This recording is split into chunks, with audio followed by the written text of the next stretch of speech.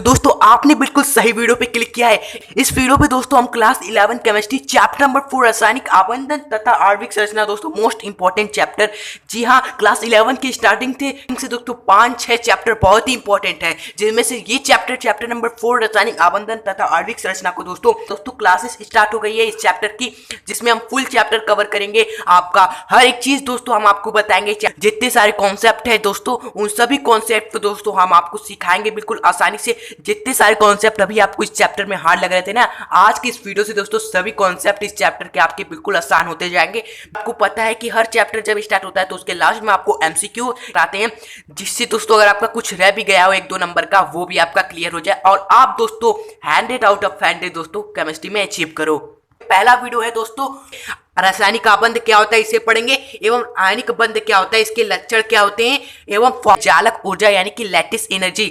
ये दोस्तों हम सीखेंगे कैसे दोस्तों कंपाउंड में ये ज्ञात किया जाता है कि किसकी लैटिस एनर्जी यानी चालक ऊर्जा ज्यादा है और किसकी दोस्तों लैटिस एनर्जी कम है, ये निकालना सीखेंगे। चालक ऊर्जा क्या होता है ये भी सीखेंगे, ये सभी पढ़ेंगे। फिर उसके बाद दोस्तों सहसंयोजक आबंध, सेकंड वीडियो में दोस्तों सहसंयोजक आबंध के बारे में सब कुछ पढ़ेंगे।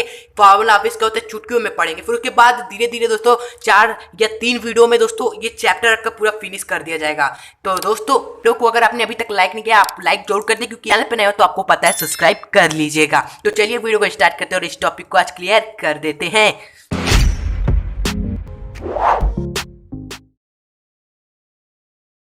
तो दोस्तों सबसे पहली बात आती है कि रासायनिक आबंध या रासायनिक बंध होता क्या है। ओके, बचपन से दोस्तों क्लास 6, 7, 8, 9, 10 में विज्ञान में हमने कितने सारे अणु देखे हैं, जल के अणु देखे हैं दोस्तों, NaCl नमक का अणु देखा है दोस्तों, उन सभी का नाम हमने पढ़ा है। लेकिन दोस्तों ये सभी अणु किस तरह जुड़े होते हैं, उन सभी अणु में जो Na है, Cl है, H2O में H हाइड्रोजन एवं ऑक्सीजन है, ये सभी दोस्तों कैसे जुड़े होते हैं। तो दोस्तों वे सभी अणुओं में परमाणु दोस्तों जिन बल द्वारा दोस्तों एक दूसरे से जुड़े होते हैं या बंधे होते हैं एक दूसरे से, वही बल को दोस्तों हम क्या कहते हैं, रासायनिक आबंध कहते हैं या रासायनिक बंध कहते हैं। दोनों बात एक ही है।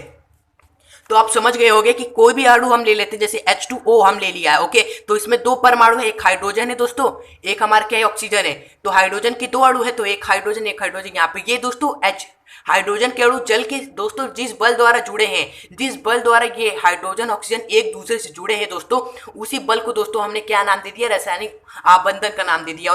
और आपको बता दीजिए हाइड्रोजन एवं ऑक्सीजन एक दूसरे से दोस्तों सहसंयोजक बंध द्वारा जुड़े होते हैं, इनके मध्य सहसंयोजक बल होता है। और दोस्तों हमने देखा था एक NaCl ये क्या है, नमक का अणु है, लेकिन नमक के अणु में Na एवं Cl ये किस बल द्वारा जुड़े होते हैं दोस्तों, ये दोस्तों हमारे विद्युत संयोजक या आयनिक आबंध द्वारा जुड़े होते हैं। तो बस अणुओं में दोस्तों जो परमाणु होते हैं वह जिस बल द्वारा जुड़े होते हैं उसी ही हम क्या कह देते हैं दोस्तों, रासायनिक आबंध एवं बंध कह देते हैं। बात एक ही है। ओके, तो हमने क्या किया दोस्तों, देखा कि जब अलग अलग अणुओं में दोस्तों अलग अलग दोस्तों बल लग रहे थे, तो हमने उसे 3 भागों में डिवाइड कर दिया। 3 भागों में डिवाइड किस प्रकार कर दिया, पहला भाग का नाम दे दिया जिसमें दोस्तों सहसंयोजक बल लग रहा था, उसे हमने क्या नाम दे दिया दोस्तों, सहसंयोजक आबंध का नाम दे दिया। और जिसमें दोस्तों हमारा कौन सा विद्युत संयोजक या आयनिक बल लग रहा था, जिसके द्वारा परमाणु एक दूसरे से जुड़े थे, उस बल को दोस्तों हमने विद्युत संयोजक या आयनिक आबंध का नाम दे दिया। और इसी तरह NH4+ संरचना में देखा गया कि इसमें जो अणु थे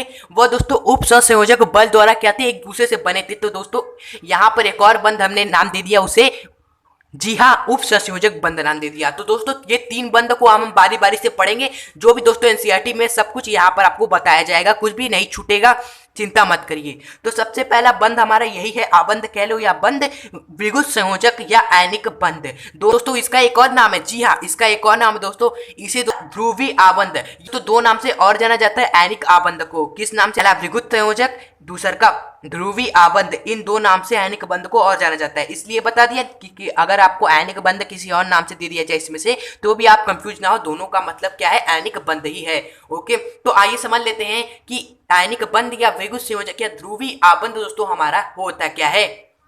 तो आइए सबसे पहले डिफिनेशन पढ़ते हैं। डिफिनेशन क्या लिखा है, परमाणुओं के मध्य इलेक्ट्रॉन के स्थानांतरण, ट्रांसफर जिसे कहते हैं इंग्लिश में, के द्वारा जो बंध बनते हैं उन्हें हम विद्युत संयोजक या आयनिक आबंध कहते हैं। ओके, इसमें एक परमाणु एक या एक से अधिक इलेक्ट्रॉन का त्याग करता है, वह दूसरा त्यागित इलेक्ट्रॉन को ग्रहण करता है। अगर दोस्तों आप इसे समझेंगे, इसमें क्या कहा गया है कि परमाणुओं के मध्य इलेक्ट्रॉन के स्थानांतर से या ट्रांसफर जिसे कहते हैं, उससे जो बंध बनता है उसे हम आयनिक आबंध कहते हैं। और ये दोस्तों ट्रांसफर स्थानांतरण कैसे होता है, इस स्थानांतरण दोस्तों हमारा क्या कैसे होता है, ये यहाँ पर लिखा हुआ है कि इसमें क्या होता है कि एक परमाणु एक या एक से अधिक इलेक्ट्रॉन का त्याग कर देता है और दूसर का जो परमाणु होता है उस त्यागित इलेक्ट्रॉन को ग्रहण कर लेता है।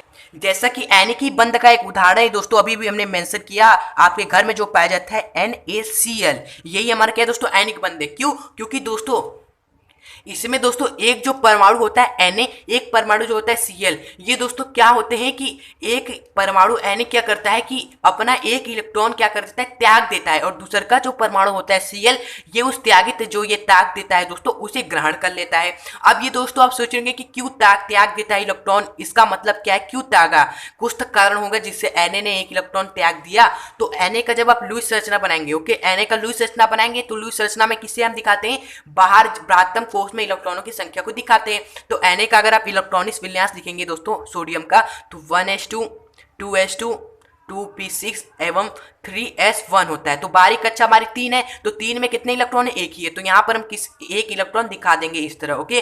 अगर आप Cl का बनाएंगे, Cl का यहाँ पर ये Cl का हमने बनाया, तो Cl में कितने होते हैं, Cl का इलेक्ट्रॉनिक विन्यास लिखेंगे आप 1s2 2s2 2p6 3s2 3p5। तो यहाँ पर 72 जो कक्षा है तीसरी, इन तीसरी कक्षा में दोस्तों कितने इलेक्ट्रॉन है, 72 कक्षा में इलेक्ट्रॉन कितने, 2 एवं 5 कितने, 7 है। तो यहाँ पर हम कितने इलेक्ट्रॉन दिखाएंगे, 1 2 3 4 5 6, ये हमने 7 दिखा दिए, ओके। तो यहाँ पर क्या करता है, एक इलेक्ट्रॉन क्या करता है, सोडियम अपना त्याग देता है, और ये त्याग कर किसे दे देता है दोस्तों, Cl को दे देता है। तो जैसे ही सोडियम क्या करता है, अपना एक इलेक्ट्रॉन त्याग दिया, तो जब कोई भी तत्व त्याग देता है इलेक्ट्रॉन को, तो उस पर कितना चार्ज लगता है, प्लस का, ओके। तो यहाँ पर सोडियम पर प्लस का लग जाएगा, और ये क्या हो जाएगा दोस्तों, एक इलेक्ट्रॉन Cl के पास आ जाएगा। तो यहाँ पर Cl के पास अब कितने इलेक्ट्रॉन हो गए, 7 से कितने हो गए, 8 हो गए दोस्तों। अब दोस्तों अब कारण यहाँ पर आप समझेंगे, रासायनिक आबंध बनने का जो मेन कारण यही होता है कि तत्व क्या करते हैं, अपना स्थायित्व प्राप्त करने के लिए आबंध बनाते हैं। जैसे कि देखिए सोडियम का जब इलेक्ट्रॉनिक विन्यास लिखा, तो सोडियम में दोस्तों एक इलेक्ट्रॉन क्या थे, 72 कोष में थे। और ये दोस्तों स्थायित्व कैसे प्राप्त होता है, आपको पता है, अष्टक, जब किसी भी परमाणु का 8 इलेक्ट्रॉन बाहरतीम कक्षा में हो जाते हैं तो उसका दोस्तों क्या हो जाता है, अष्टक पूरा हो जाता है। जब अष्टक पूरा हो जाता है तो इसका मतलब वो क्या हो जाता है, परमाणु स्थायित्व को प्राप्त कर लेता है। तो यहाँ पर देखिए जब सोडियम में 72 कोष में एक ही इलेक्ट्रॉन थे, यानी कि इसका अष्टक पूरा नहीं है, इसमें तो एक ही इलेक्ट्रॉन है, तो ये क्या करता है कि एक इलेक्ट्रॉन को त्याग देता है। जैसे ही ये एक इलेक्ट्रॉन को त्याग देगा तो आप देखेंगे इसकी 72 कक्षा क्या रह जाएगी, 2 हो जाएगी। और इस 72 कक्षा 2 में कितने इलेक्ट्रॉन है दोस्तों, 2 एवं 6 8 है, यानी कि अब सोडियम जो प्लस है एक इलेक्ट्रॉन त्यागने के बाद वो स्थायी हो गया है। और दोस्तों जब आपने यहां पर देखा Cl के पास कितने थे, 72 कक्षा में 7 इलेक्ट्रॉन थे, कितने थे, 7 इलेक्ट्रॉन। और दोस्तों इसने ग्रहण क्यों कर लिया एक इलेक्ट्रॉन जब सोडियम ने त्यागा, क्योंकि दोस्तों इसके 72 कक्षा में 7 इलेक्ट्रॉन थे, ये स्थायित्व प्राप्त करना चाहता है, और एक इलेक्ट्रॉन जैसे ये ग्रहण कर लेता है, और ग्रहण करने के बाद आपको मालूम है माइनस लग जाता है जब इलेक्ट्रॉन ग्रहण करता है कोई तत्व। तो जो Cl माइनस हमारे जो बना दोस्तों, एक इलेक्ट्रॉन ग्रहण कर लेने के बाद वो क्या होता है दोस्तों, स्थायी हो जाता है, ये भी स्थायी हो जाता है, क्योंकि अब इसके 72 कक्षा में 7 नहीं, एक इलेक्ट्रॉन और 8 है, आ गए, एक इलेक्ट्रॉन और आ गए, और 8 इलेक्ट्रॉन हो गए, ये भी स्थायी हो गया, ये भी स्थायी हो गया। इस प्रकार का जहां भी दोस्तों आबंध बनता है उसे आयनिक बंध कहते हैं दोस्तों, जिसमें एक परमाणु क्या करे, एक इलेक्ट्रॉन को त्याग दे और दूसरा परमाणु ग्रहण कर ले। तो अब यहां से एक वर्ड दोस्तों, एक तत्व क्या कर रहा है दोस्तों, इलेक्ट्रॉन को त्याग कर रहा है, और दूसरा का परमाणु क्या कर रहा है, इलेक्ट्रॉन को ग्रहण कर रहा है। अब देखिए दोस्तों, कोई भी तत्व है वो इलेक्ट्रॉन को कब त्यागेगा, वो कौन सा तत्व होगा जो इलेक्ट्रॉन को त्यागेगा? जी हाँ, आपने बिल्कुल सही कहा, धातुएं क्या करती हैं, इलेक्ट्रॉन को ही त्यागती हैं। धातुएं ही सिर्फ इलेक्ट्रॉन का त्याग करती हैं, क्योंकि आपने धातुओं के डिफिनेशन में पढ़ा है कि वे तत्व होती हैं जो इलेक्ट्रॉन का त्याग कर कर धनायन बना लेती हैं। और यहाँ पर सोडियम क्या है, एक धातु है, इसने इलेक्ट्रॉन का त्याग करके धनायन बना लिया। और यहाँ पर दोस्तों इसके जस्ट विपरीत जो हमारा क्लोरीन है वह इस इलेक्ट्रॉन को ग्रहण कर ले रहा है। अब इलेक्ट्रॉन को ग्रहण कौन करता है, ये भी आपने बता दिया होगा अधातु। अधातु क्या करते हैं, इलेक्ट्रॉन का त्याग नहीं करते, वो इलेक्ट्रॉन का ग्रहण कर लेते हैं और ग्रहण करने के बाद क्या बना लेते हैं दोस्तों, अधातुएं श्रेणायन बना देते हैं, जो यहाँ पर ये बन गया। तो दोस्तों यहाँ से एक बात क्लियर हुई, जो हमारा विद्युत संयोजक या आयनिक आबंध कह लो या ध्रुवीय आबंध कह लो, वो हमारा दोस्तों धातुएं एवं अधातुओं के मध्य बनता है। यानी कि एक ऐसा तत्व हो दोस्तों जो धनायन हो और एक ऐसा तत्व हो दोस्तों जो श्रेणायन हो, उन दोनों के मध्य जो दोस्तों बनेगा हमारा आबंध, वो हमारा विद्युत संयोजक आबंध होगा या आयनिक आबंध होगा।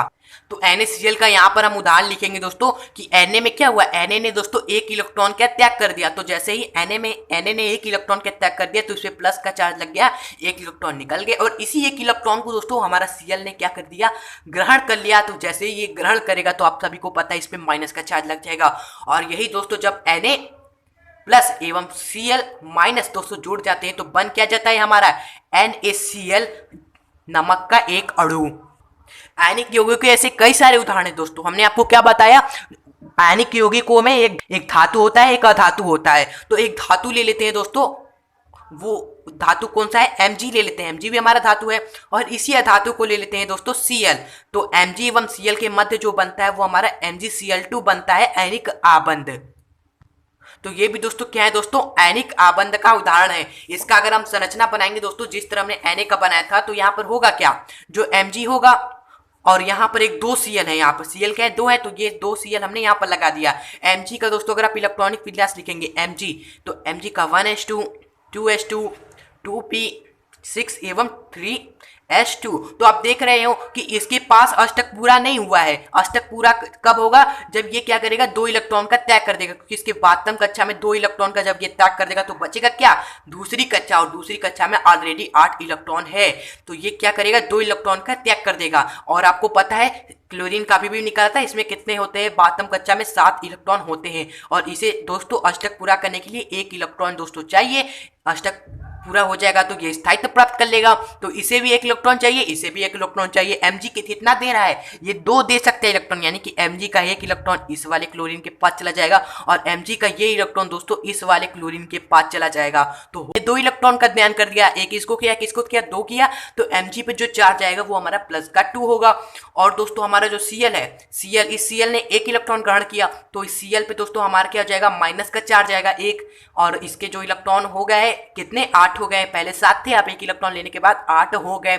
और इस वाले इलेक्ट्रॉन पर भी दोस्तों हमारा क्या आ जाएगा, जो नीचे हमारा, इस पर भी दोस्तों हमारा माइनस का चार्ज आ जाएगा। इस पे भी 8 इलेक्ट्रॉन हो गए, क्योंकि 1 इलेक्ट्रॉन इसने Mg से ग्रहण कर लिया। तो इस तरह दोस्तों आयनिक बंध बनता है जब इलेक्ट्रॉन क्या होते हैं, एक परमाणु द्वारा त्याग कर दिया जाता है और दूसरा का जो परमाणु होता है वो इसे ग्रहण कर लेता है। और आयनिक बंध यौगिकों को दोस्तों पहचानने का सिंपल सा तरीका है कि आयनिक यौगिकों में हमेशा एक धातु होता है और एक अधातु होता है, क्योंकि त्याग करने वाला परमाणु कौन होगा, धातु ही होगा, और ग्रहण करेगा कौन, जो अधातु होगा।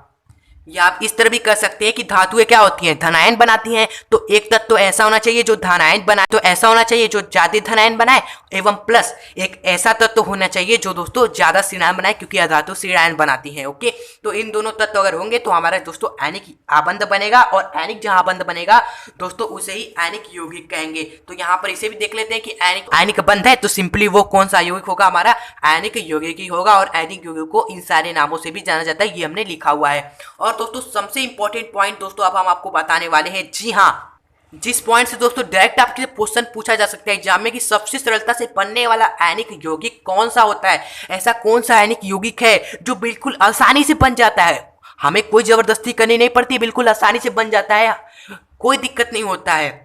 तो दोस्तों इसका आंसर आप लिखेंगे कि एक ऐसा धातु जिसकी विद्युत धनात्मक सबसे अधिक हो, वह एक ऐसा धातु जिसका विद्युत ऋणात्मक सबसे अधिक हो, तो उनके मध्य बनने वाला आयनिक बंध प्रबल होगा एवं सरलता से बनेगा। बात एक ही है। अब जो सबसे सरलता से बनेगा तो दोस्तों वो क्या होगा, प्रबल होगा ही ना। बिल्कुल सरलता से बंध बन गया तो वो क्या होगा, बिल्कुल प्रबल होगा। तो ये दोस्तों अभी हमने आपको बताया था कि आयनिक बंध 2 तत्वों के बीच बनता है, एक धातुओं के मध्य, एक अधातुओं के मध्य। और हमने ये भी बताया था, आप इस तरह भी कह सकते हो कि धातुएं क्या होती है, धनायन बनाती है। तो एक ऐसा तत्व होना चाहिए जो क्या हो, अधिक धनायन वाला हो और दूसर का अधातु ऋणायन बनाती हैं, तो एक ऐसा तत्व होना चाहिए जो अधिक ऋणायन हो। तो जब उन दोनों के मध्य बनेगा बंध, तो वही क्या होगा दोस्तों, सबसे सरलता से बंध बनेगा और सबसे प्रबल होगा। तो आपको पता होना चाहिए कि जब आपने चैप्टर नंबर 2 में पढ़ा था धनात्मक एवं ऋणात्मक विभुत, तो उसमें आपने पढ़ा होगा कि सबसे अधिक विभुत ऋणात्मक एवं सबसे अधिक विभुत धनात्मक वाला तत्व कौन सा होता है। जो सबसे अधिक विभुत ऋणात्मक वाला तत्व हमारा दोस्तों होता है, जी हाँ, फ्लोरीन। और सबसे दोस्तों धनात्मक वाला हमारा तत्व होता है पीरियोडिक टेबल में ये सीजियम। तो इन दोनों के मध्य जो बंध बनेगा, इन दोनों के मध्य जो बनेगा बंध, ये हमारा धातु है, ये हमारा अधातु है, तो इन दोनों के मध्य जो बनेगा सीजियम फ्लोराइड, ये हमारा क्या होगा दोस्तों, बहुत ही प्रबल होगा और बहुत ही आसानी से बन जाएगा। और यहाँ पर दोस्तों हमने MgCl2 का लिखा नहीं, जिस तरह हमने NaCl का लिखा था। तो सबसे पहले हो क्या रहा है, जो हमारा Mg है वो 2 इलेक्ट्रॉन का त्याग कर दे रहा है, तो Mg पर 2+ का चार्ज लग जा रहा है और ये 2 इलेक्ट्रॉन का त्याग कर दे रहा है, ये हमने यहाँ पर लिख दिया। और जो हमारा Cl2 है, ये हमारा Cl2 क्या कर रहा है दोस्तों, इस 2 इलेक्ट्रॉन को ग्रहण कर ले रहा है। तो जैसे ये 2 इलेक्ट्रॉन को ग्रहण कर ले रहा है, तो Cl2 पे दोस्तों हमारा क्या हो जा रहा है दोस्तों, -2 का चार्ज हो रहा है। अब आप ये मत सोचिएगा कि यहाँ पर हमने -1 लिखा है, लेकिन जब दोनों को कंबाइन करेंगे तो टोटल -2 का चार्ज होगा। यहाँ पर Cl2 का हमने दर्शाया है चार्ज, यहाँ पर दोस्तों केवल Cl अलग अलग लिखा है, इसलिए माइनस जब दोनों को कंबाइन कर दिया तो -2 का टोटल चार्ज रहेगा आपका। बाकी दोस्तों आपको बता दें, अगर आपको इन सभी के नोट्स चाहिए तो आपको डिस्क्रिप्शन बॉक्स में दिए गए लिंक पर मिल जाएगा, वहां से आप सभी का नोट्स आपको आसानी से मिल जाएगा, डाउनलोड जरूर करिएगा। अब दोस्तों आयनिक यौगिक के लक्षण पढ़ने से पहले हम समझ लेते हैं जालक ऊर्जा लैटिस एनर्जी क्या होती है। अब तो जालक ऊर्जा बहुत ही सिंपल है, क्या है, किसी भी आयनिक यौगिक के 1 मोल को गैसीय अवस्था में संघटक आयनों में पृथक करने के लिए आवश्यक ऊर्जा को हम क्या कहते हैं, जालक ऊर्जा कहते हैं। अब कोई भी दोस्तों हमारा क्या हो दोस्तों, आयनिक यौगिक हो, कितना होना चाहिए, 1 मोल होना चाहिए। आप थोड़ा सा तो लेंगे नहीं, ज्यादा लेंगे, 1 मोल लेंगे।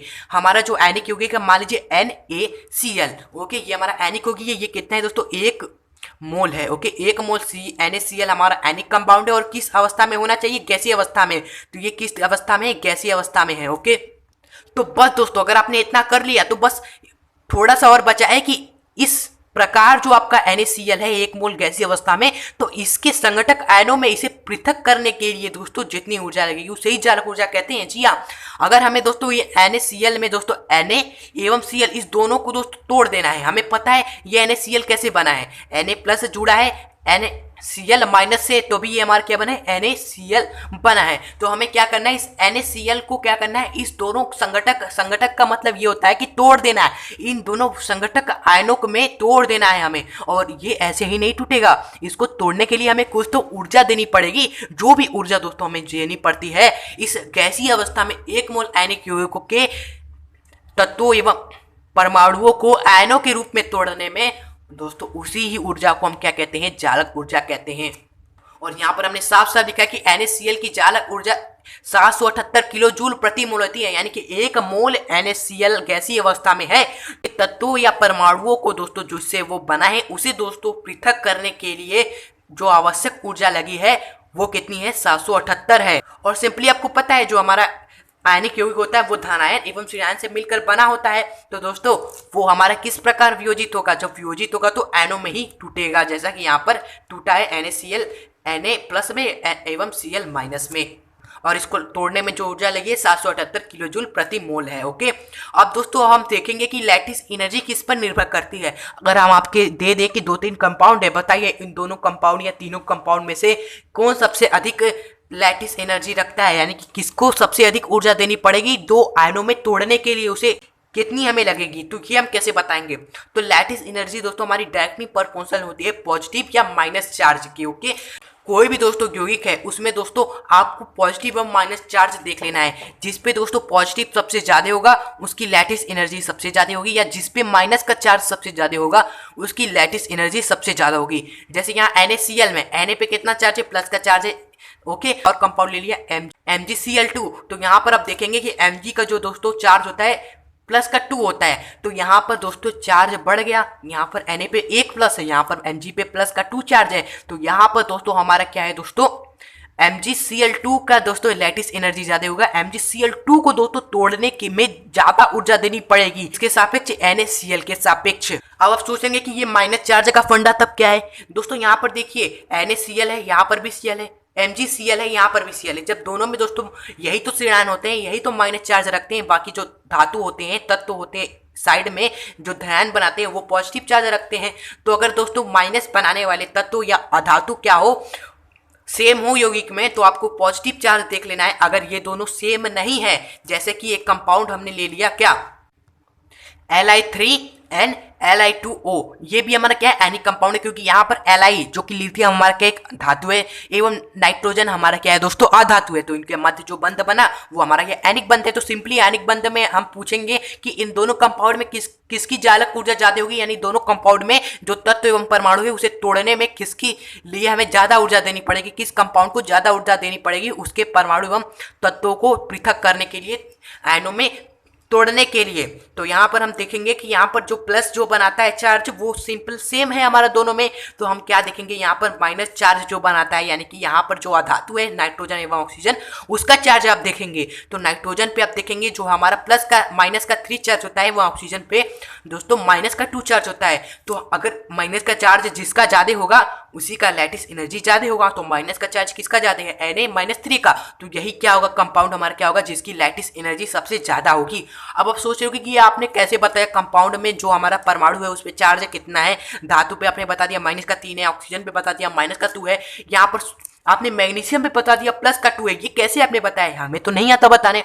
तो इसका सिंपल सा तरीका होता है, या तो आप याद कर लो या तो एक ट्रिक लगा दो जो हम आपको बताते हैं। जैसे कि यहाँ पर देखिए MgCl2 है, Mg हमारे 2Cl से जुड़ा है, तो यहाँ पर Mg पर प्लस का 2 होगा। यहाँ पर सोडियम हमारे 1Cl से जुड़ा है, तो सोडियम पे प्लस का 1 चार्ज होगा। ओके, इसी तरह जस्ट यहाँ पर आप करिए, जो हमारा नाइट्रोजन है, कितने नाइट्रोजन का चार्ज निकालना है, नाइट्रोजन कितने लिथियम से जुड़ा है, 3 लिथियम से, तो नाइट्रोजन पे तो माइनस का चार्ज होता ही है क्योंकि वो अधातु है, तो इस पे माइनस का 3 होगा। यहाँ पर ऑक्सीजन है, ये अधातु है, माइनस का चार्ज होगा, लेकिन कितने चार्ज होगा, लिथियम कितने से जुड़ा है, ये 2 लिथियम से जुड़ा है, तो इस पे जो माइनस का चार्ज होगा वो माइनस का 2 होगा। तो इस तरह आप चार्ज देख सकते हैं। अगर आपने चार्ज देख लिया तो आप सिंपली बता सकते हैं कि इसकी चालक ऊर्जा सबसे अधिक है।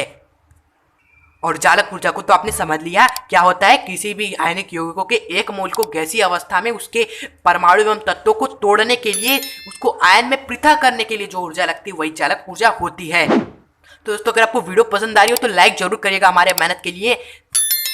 अब दोस्तों आपके लिए क्वेश्चन है, ये क्वेश्चन बहुत ही आसान हो गया आपके लिए। क्या है क्वेश्चन की MgCl2, calcium chloride, sodium chloride, aluminium chloride, इन दोनों तीनों क्या है हमारे आयनिक यौगिक है। कैसे, MgNaAl ये तीनों धातु है, Cl ये धातु है, तो धातु धातु के मध्य बनने वाला बंध क्या होता है, आयनिक बंध होता है। हमसे क्या क्या इन यौगिकों को दोस्तों चालक ऊर्जा का बढ़ता क्रम में हमें लिखना है, बढ़ते क्रम में लिखना है, यानी कि जो सबसे कम है उसका पहले लिखेंगे, फिर बढ़ते बढ़ते जिसका सबसे ज्यादा है लास्ट में उसका लिखेंगे। ओके, तो लैटिस एनर्जी कैसे चेक करते हैं, तो सबसे पहले दोस्तों यहाँ पर Cl तीनों क्या है दोस्तों समान है। तो इस सिचुएशन में हम क्या करेंगे, MgNaAl इनका हम चार्ज देखेंगे, और ये धातु है तो इनमें प्लस का ही चार्ज होगा। तो दोस्तों MgCl2 में दोस्तों जो हमारा चार्ज है, चार्ज ऑफ Mg कितना है दोस्तों MgCl2 में, तो आप देखेंगे Mg हमारे 2Cl से जुड़ा है, तो Mg पर दोस्तों हमारा चार्ज कितना है, प्लस का 2 है। और इसी तरह दोस्तों सोडियम हमारे कितने Cl से जुड़ा है, 1Cl से जुड़ा है, तो इस पे दोस्तों कितना चार्ज है, Na प्लस का चार्ज है। यहाँ पर एल्युमिनियम 3Cl से जुड़ा है, 3 क्लोरीन से जुड़ा है, तो इस पे चार्ज क्या हो जाएगा, Al प्लस का 3 होगा। ओके, और आपको पता है जब हमारा दोस्तों लैटिस एनर्जी कब बढ़ता है, जब हमारा दोस्तों हमारा बढ़े क्या, पॉजिटिव चार्ज। जब पॉजिटिव चार्ज बढ़ेगा तो लैटिस एनर्जी भी बढ़ेगा, तो हमें बढ़ते क्रम में लिखना है। तो सबसे कम पहले लिखेंगे, तो सबसे कम वाला क्या है दोस्तों, सोडियम पे प्लस का चार्ज है, तो सबसे कम लैटिस एनर्जी सोडियम क्लोराइड की लगेगी।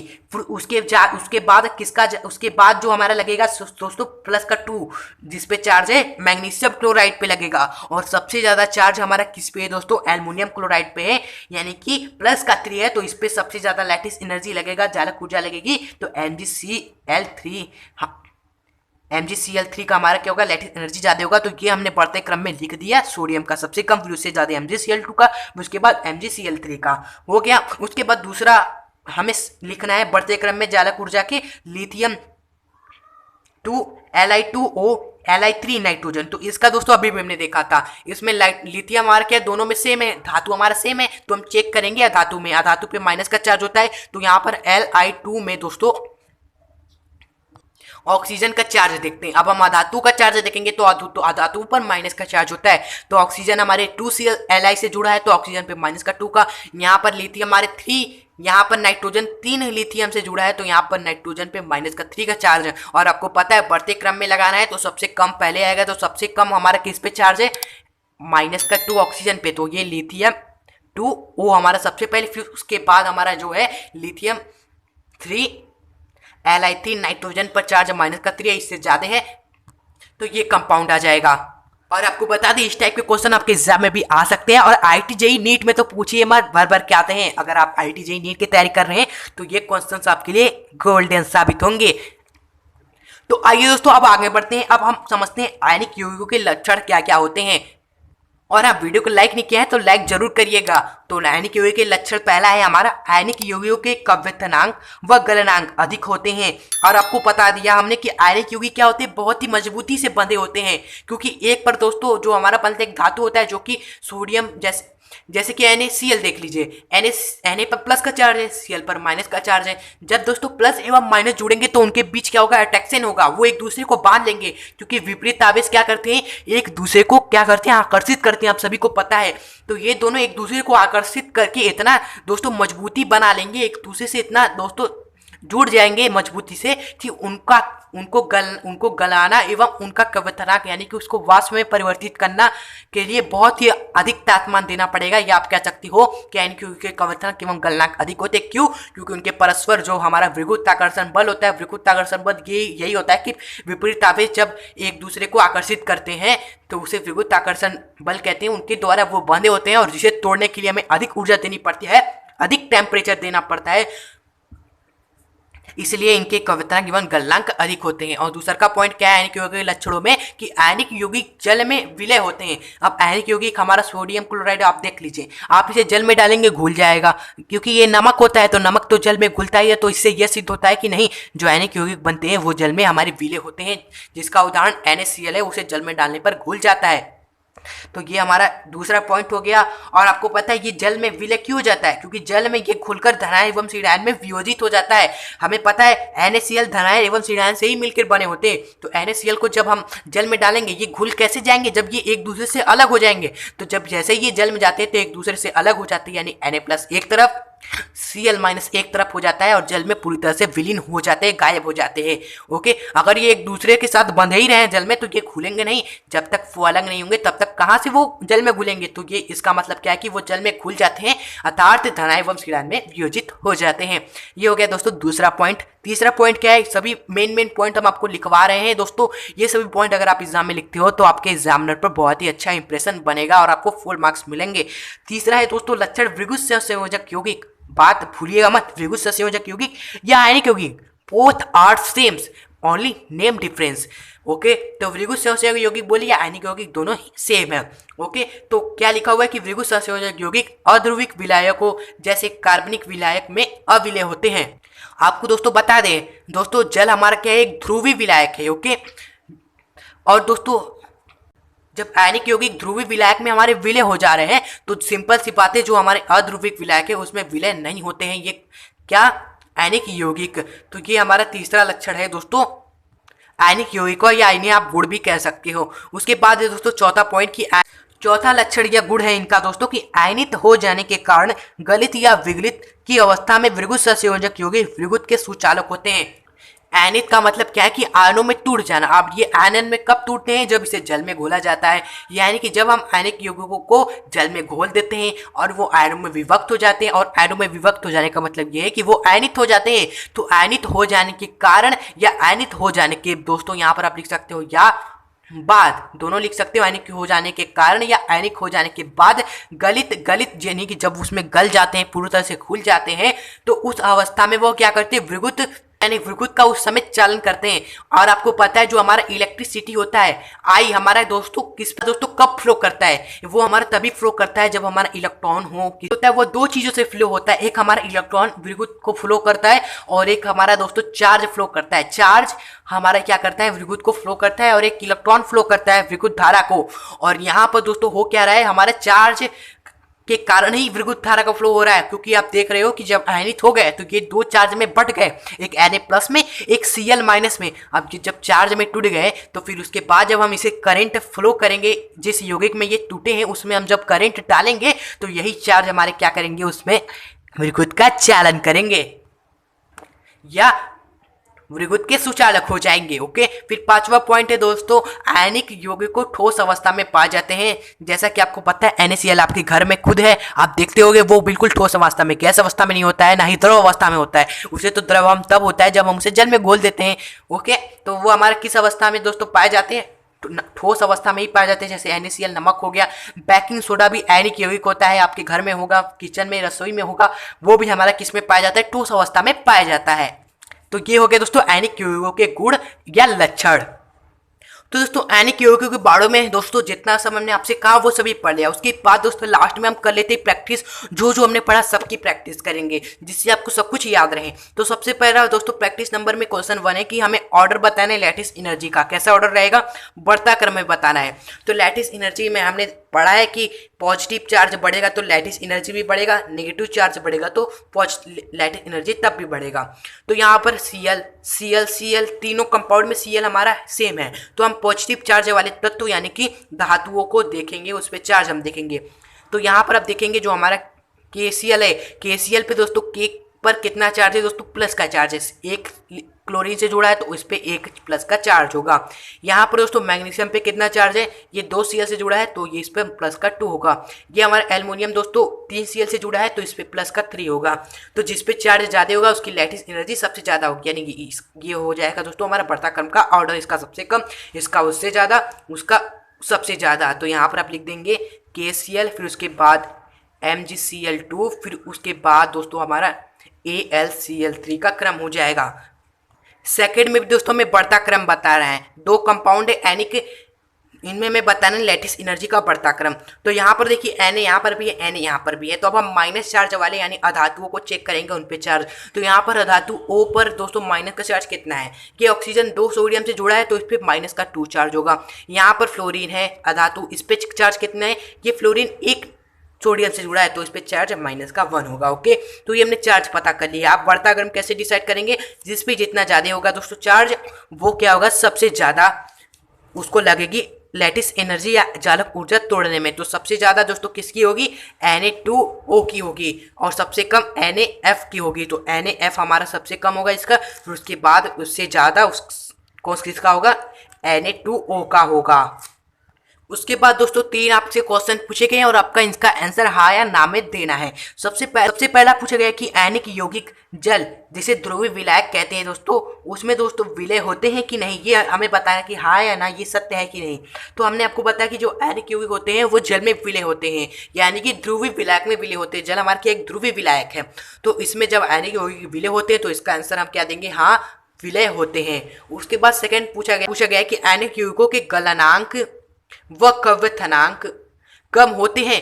जी हाँ दोस्तों, ये हमारा क्या हो जाएगा, नहीं हो जाएगा, क्योंकि आयनिक यौगिक क्या होते हैं, बिल्कुल परस्पर विद्युताकर्षण बल द्वारा मजबूती से बने होते हैं और उन्हें तोड़ने के लिए हमें अधिक ऊर्जा देनी पड़ती है, यानी कि उनका गलनांक एवं क्वथनांक क्या होता है दोस्तों, अधिक होता है, कम नहीं होता है। तो इसका आंसर क्या हो जाएगा, नहीं, ये गलत है। उसके बाद तीसरा है हमारा कि सीजियम फ्लोराइड सबसे ज्यादा प्रबल आयनिक यौगिक है। जी हाँ दोस्तों, स्टार्टिंग में ही हमने आपको बताया था कि सीजियम हमारा क्या है दोस्तों, अधिक विद्युत धनात्मक तत्व होता है और फ्लोरीन हमारा क्या होता है, अधिक विद्युत ऋणात्मक होता है, यानी कि ये आसानी से इलेक्ट्रॉन को ले लेता है, ये आसानी से त्याग देता है। दोनों का मतलब ये नहीं होता है कि धनायन अधिक है तो यानी कि इलेक्ट्रॉन को दान दे देता है आसानी से, और ऋणायन इसका अधिक है सबसे, इसका मतलब ये इलेक्ट्रॉन को आसानी से ले ले रहा है। तो जब दोनों आसानी से लेन देन कर लेंगे तो सरलता से बंध बन जाएगा, और जब चीज बिल्कुल आसानी से बनती है वो बहुत ही मजबूती से बनती है, यानी कि सबसे ज्यादा ये प्रबल होता है। इसका आंसर हो जाएगा हाँ। ओके, तो दोस्तों यहाँ पर अब एंड करते हैं वीडियो को। आयनिक यौगिकों के बारे में सब कुछ हमने पढ़ लिया इस वीडियो में। वीडियो अच्छी लगे तो वीडियो को लाइक जरूर करिएगा, चैनल को सब्सक्राइब जरूर करिएगा, जिससे अगले वीडियो हम लाएंगे सहसंयोजक आबंध क्या होता है, सहसंयोजक आबंध के लक्षण क्या होते हैं, और फार्मल आवेश और कई सारे कंपाउंड का दोस्तों द्वितीय संरचना बनाएंगे वहां पर आपके समक्ष, और फार्मूला चार्ज आपके सामने निकालेंगे चुटकियों में, और आप भी सीख जाएंगे। तो सब्सक्राइब जरूर करिएगा, बेल नोटिफिकेशन आइकन पर क्लिक कर देना है, जिससे नोटिफिकेशन सबसे पहले आपके पास पहुंचे और इस वीडियो का फायदा उठाएं। तो हम मिलेंगे नेक्स्ट ऐसे ही वीडियो के साथ, तब तक के लिए गुड बाय।